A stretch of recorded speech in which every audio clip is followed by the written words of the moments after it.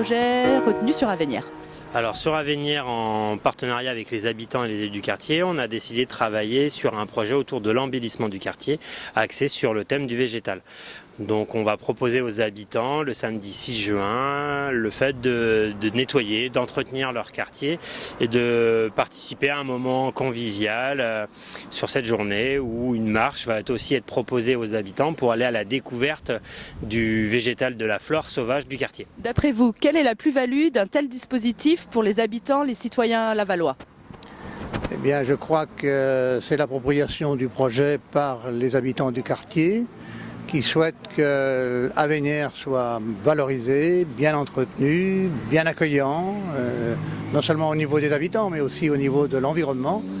Et je crois que là, il y a une très très bonne implication de tous les habitants qui ont accepté de participer à ce projet collaboratif.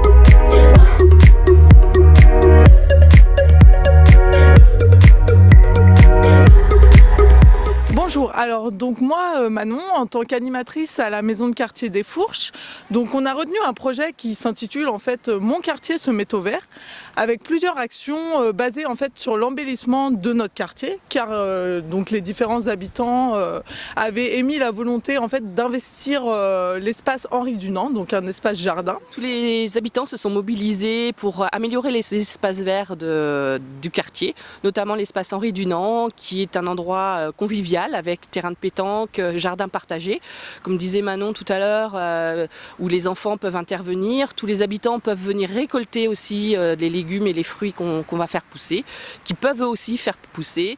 Le but aujourd'hui, c'est pour rendre le quartier plus joli, pour avoir plus de couleurs et pas avoir une seule couleur, vert ou des choses comme ça, quoi. Que les fourches c'était déjà joli, mais il manquait juste les fleurs pour que ça soit encore plus beau et puis pour remplir les espaces verts de fleurs. Alors le rôle, c'était déjà d'être présent aux côtés des habitants pour les aider effectivement dans la rédaction de leurs projets, dans l'accompagnement, et puis parfois se mettre en relation avec les services pour voir la faisabilité de certaines choses.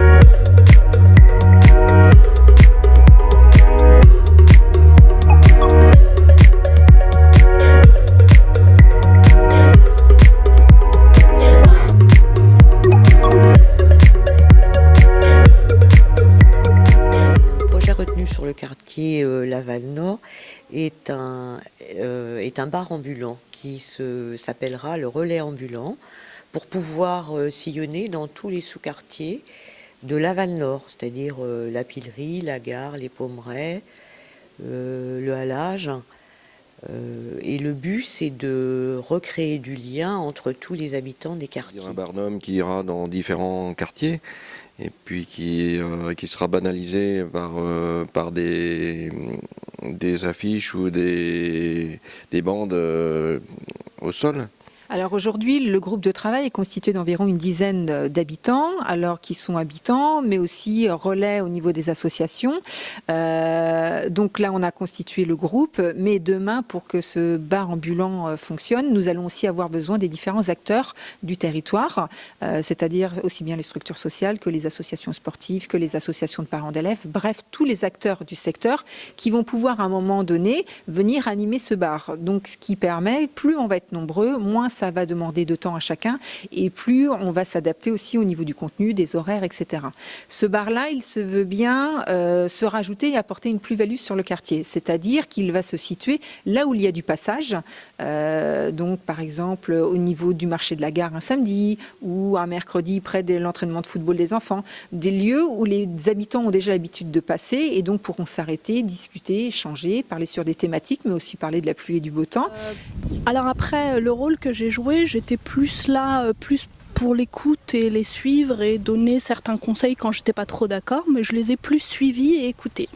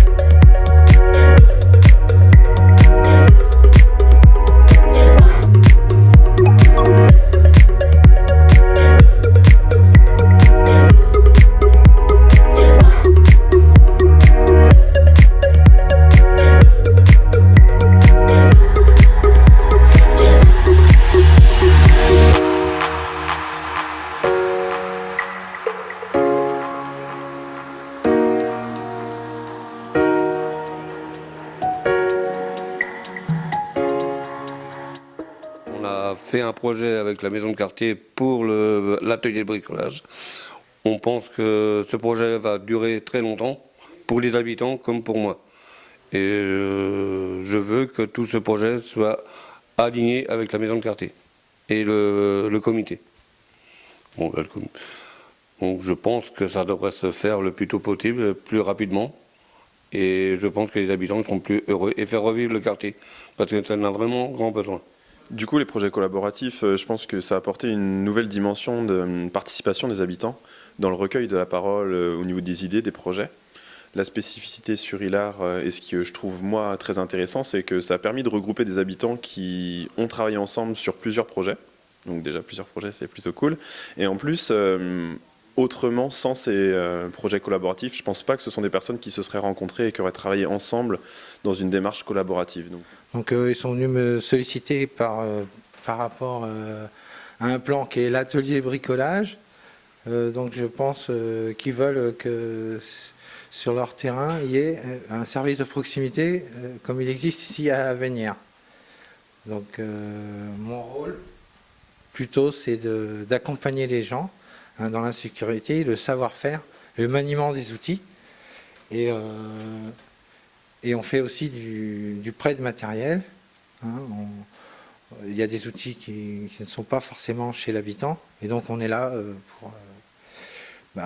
pour servir, pour avoir un lieu de proximité. Et donc j'ai participé avec les habitants sur les projets collaboratifs qui ont été menés toute l'année. Donc la spécificité et même je dirais le côté très sympathique d'Hilard, c'est qu'il y avait déjà beaucoup de monde. Donc les habitants se sont vraiment emparés de la démarche parce qu'ils avaient des choses à dire, des choses à proposer. Donc il y a eu une multitude de projets. On en a retenu deux principalement, mais un qui a été réalisé et l'autre qui est en cours de réalisation. Le premier, c'est bien entendu les panneaux pour créer du lien social qui ont été installés notamment grâce à Medouane Habitat, c'est-à-dire que les gens peuvent déposer des petites annonces pour se rendre des services et puis à terme ça permet aux gens de se connaître et éviter un peu l'isolement, la solitude qui existe en ville. Et le deuxième projet qui est en cours de réalisation, c'est un atelier bricolage sur Sainte-Catherine, donc pour les habitants qui souhaitent à la fois bricoler, être créatifs, et ça redonne aussi un peu de vie à la maison de quartier de Sainte-Catherine.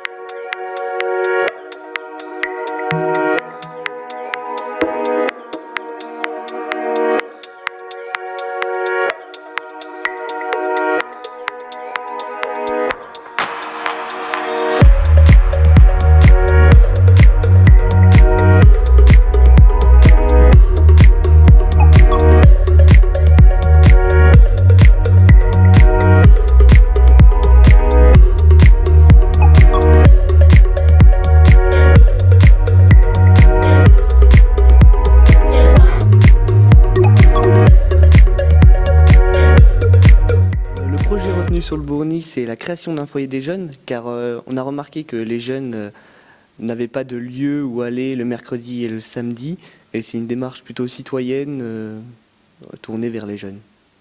Eh bien, en fait, avec O'Brien, on se connaît depuis un certain temps, puisque je suis la collègue on est assistante maternelle avec sa maman.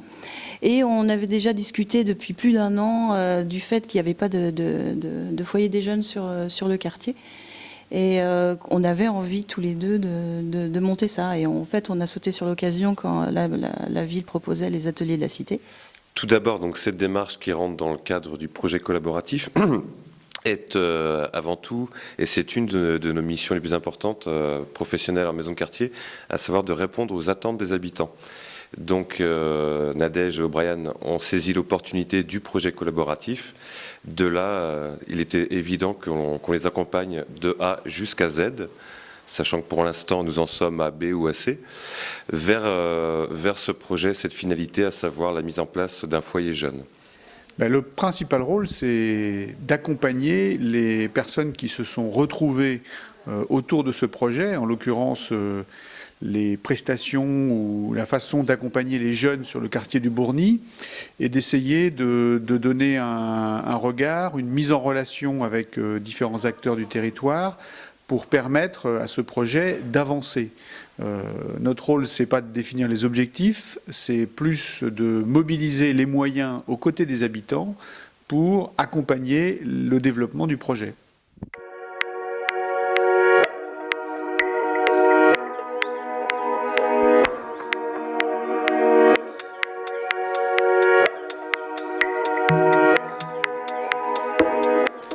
Alors, cette action en direction des seniors, c'est leur faire découvrir le patrimoine de la Mayenne, tout simplement, et d'aller visiter soit les musées, soit les châteaux, soit les ateliers de production, soit les jardins publics, de façon à ce qu'on fasse découvrir à nos seniors une vie de la Mayenne. Et comme ils ont plus le temps, parce qu'ils sont en retraite, donc on peut plus facilement organiser les choses.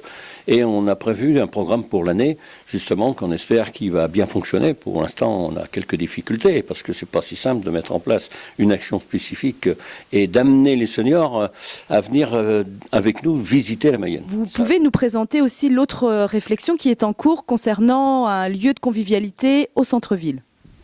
Et oui, et il se trouve que nous faisons des sorties avec la maison de quartier d'ici, et avec beaucoup de seniors qui, quand on arrive de nos sorties, nous avons toujours ramassé un tas de choses comme des fruits dans les haies. Et donc, il serait intéressant de pouvoir, en arrivant, se prendre un petit café, un petit thé, pouvoir faire des confitures si possible. Et puis voilà, donc un local qui nous manque énormément. Donc moi je suis Anne-Laure, je suis travailleuse sociale au CLEP. Mon rôle pour le projet collaboratif, ça a été d'accompagner les habitants dans leurs projets, accompagner en termes d'organisation, dans le temps, d'aller voir les partenaires, comment on s'organise, comment on touche le public, puis de mettre en ordre un peu toutes ces idées avec lesquelles ils sont arrivés. Les ateliers de la Cité ont permis de mettre en relation le centre social qui va gérer les activités, les habitants et les élus pour travailler ensemble sur des projets d'animation de notre quartier. Voilà. Donc nous sommes 3 élus de quartier sur la rive droite et 3 de la rive gauche, ce qui forme l'ensemble du centre-ville. Donc le centre-ville est quand même assez particulier par rapport aux autres quartiers, puisqu'il est déjà sur 2 rives. Donc il est important pour nous de faire le lien entre ces 2 rives. Également, sociologiquement, les populations sont très différentes des autres quartiers. On est sur des personnes isolées, vivant seules avec enfants, ou bien des personnes seniors. Voilà, donc on a un contexte qui est très particulier et il était important pour nous déjà d'appréhender le contexte et puis de voir quels étaient les besoins des différents habitants et d'être en relation directe avec eux et en partenariat avec les centres sociaux.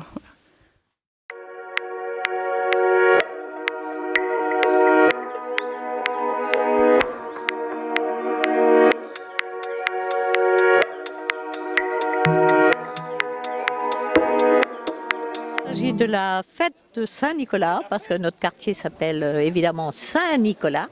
Et depuis plusieurs années, on avait envie de faire revivre cette fête qui a existé il y a 10 ans, quoi. Voilà, alors on va fêter la Saint-Nicolas le 5 décembre. On s'implique dans la déambulation du Saint-Nicolas.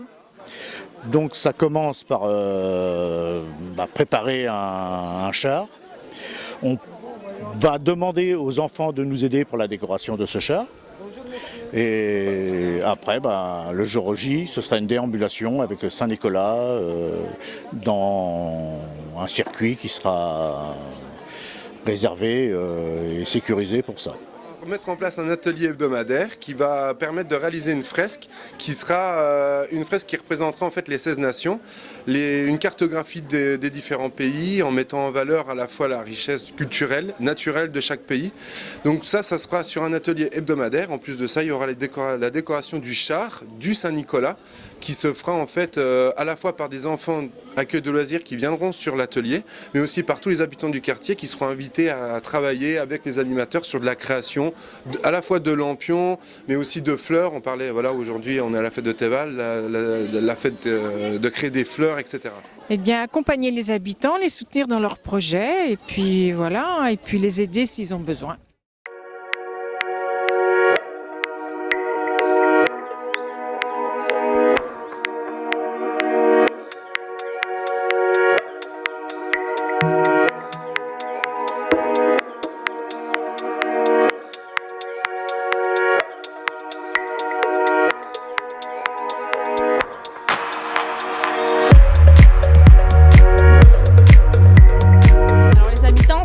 Le souhait de valoriser le patrimoine historique et naturel en fait des quartiers Théval et Saint-Pierre-le-Potier. Donc il y a un groupe d'habitants très bien calés sur l'histoire du quartier Théval et Saint-Pierre-le-Potier, et nous on apporte plus une connaissance naturelle, patrimoine naturel sur ce projet collaboratif. Je suis très intéressée par l'histoire de Théval, donc je continue sur le circuit pédestre et puis et surtout sur la partie historique Théval et ensuite Saint-Pierre-le-Potier. Vous pouvez nous expliquer la démarche déjà engagée, les temps de réunion, les visites sur site? Eh bien, les réunions, on en a régulièrement. La prochaine, ce sera demain soir. Donc, pour parler du prolongement de ce circuit sur le Bois Gama, avec tous les aménagements prévus, table de pique-nique, ensuite des panneaux concernant la faune, la flore, et aussi l'aspect historique, parce qu'il faut savoir que le Bois Gama était occupé par les Allemands pendant la Seconde Guerre mondiale et qu'il y a des vestiges allemands dans le Bois Gama.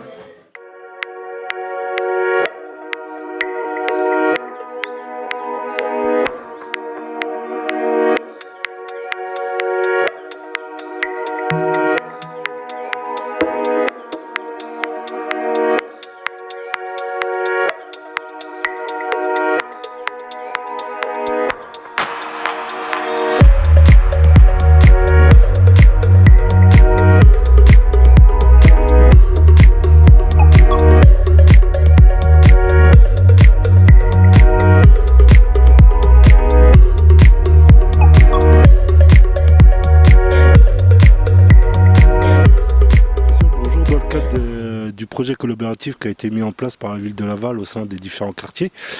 On a mis en place, nous, un projet Feed Park qui va réunir des jeunes, des moins jeunes, des plus vieux aussi, de l'intergénérationnel autour du sport qui va se dérouler au niveau de l'Abri-Pêche, un quartier du Pavement un peu central au niveau de Mortier, Bessières, Pavement et aussi Saint-Nicolas. Ce qui nous a permis d'avoir des jeunes de Saint-Nicolas, Pavement, Mortier, Bessières qui se sont inscrits dans la construction du projet.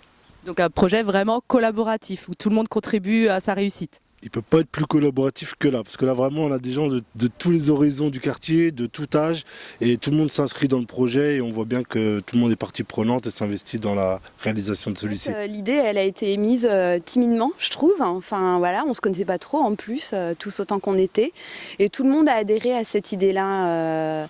parce que ça s'adresse à tout le monde, hein. Pas seulement aux jeunes costauds, mais à tout le monde. On peut y aller avec les enfants, enfin, tel qu'on l'imagine, c'est ça. Et on l'imagine aussi s'intégrer dans un autre espace après à terme, où tout le monde pourrait se rencontrer, quoi, avec des pistes cyclables, des aires de pique-nique. Ouais, on a pris des contacts avec des fournisseurs, on a eu des retours de devis aussi, très intéressants. Et donc du coup, ce soir on va en reparler, je pense, tous ensemble. Mon rôle d'élu dans les différentes réunions pour lesquelles je me suis volontiers présentée et écoutée toutes les propositions, c'était de pouvoir apporter l'expertise technique quand c'était nécessaire, notamment sur le terrain, l'utilisation de certains terrains. Et je pense que c'était ça le rôle de l'élu, de donner des directions en termes d'appui, communication, montage de dossiers, mais laisser s'exprimer les projets et puis les volontés des différents habitants, jeunes et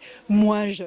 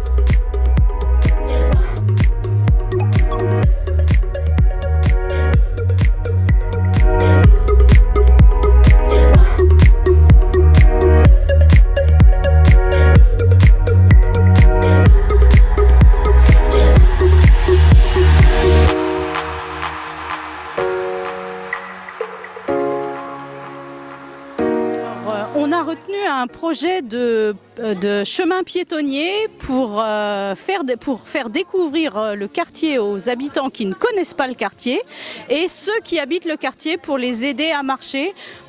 Et on a un autre objectif. Actuellement, les gens utilisent trop les voitures, les enfants sont trop sur les ordinateurs, télé et autres.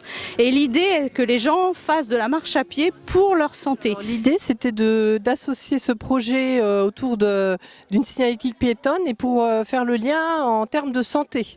Donc moi, on m'a demandé un petit peu par rapport à mes compétences, parce que je travaille en prévention, donc c'était de faire le lien un petit peu avec un objectif santé. Oui, bonjour, donc c'est Florence Grandjean. Je suis stagiaire juste à côté, à la maison de quartier de Grenoux. Et mon rôle, c'est de coordonner ce projet. Donc le projet, c'est la signalétique piétonne dans le quartier. Le but, c'est de promouvoir la marche. La position de l'élu, c'est d'être là, je dirais, en effet en tant que référent pour aider éventuellement, mais c'est surtout écouter les gens et puis être là en aide si besoin pour que le projet puisse aboutir. Donc sur Grenoux, c'est vrai que ce projet de signalétique piétonne était à mon avis vraiment le bienvenu, puisqu'on a un quartier qui se prête vraiment à ce genre de choses, puisque la marche, la nature est vraiment très très présente sur le quartier. Et donc ça a été un plaisir d'accompagner cette idée des habitants.